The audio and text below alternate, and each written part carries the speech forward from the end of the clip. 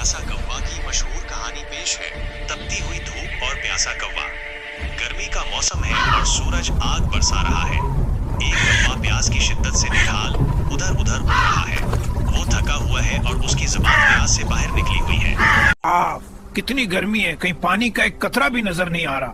अगर पानी ना मिला तो मेरा क्या बनेगा? पानी ना मिला तो मैं मर जाऊंगा। यही कौवा जिंदगी उड़ते उड़ते एक बाग में पहुंचता है। वहाँ उसे एक दरख्त के नीचे मिट्टी का एक घड़ा नजर आता है।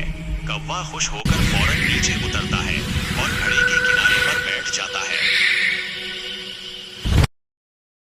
कौवा घड़े के अंदर झांकता है तो देखता है कि पानी बहुत कम है और उसकी चोंच पानी तक नहीं पहुंच पा रही।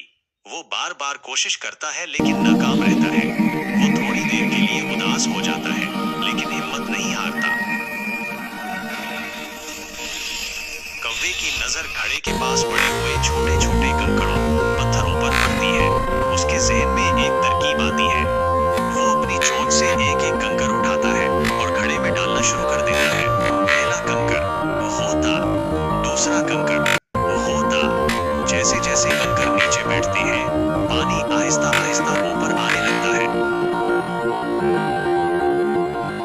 कौवा तब तक कंकर डालता रहता है जब तक पानी घड़े के मुंह तक नहीं आ जाता। अब पानी कौवे की पहुंच में है। वो जी भरकर ठंडा पानी पीता है और उसकी प्यास बुझ जाती है। कौवा अपनी प्यास बुझाने के बाद खुशी से काई काई करता है और आसमान की तरफ उड़ जाता है।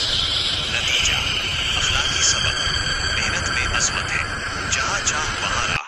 अगर आप कोशिश करें तो मुश्किल से मुश्किल काम का हल निकल आता है।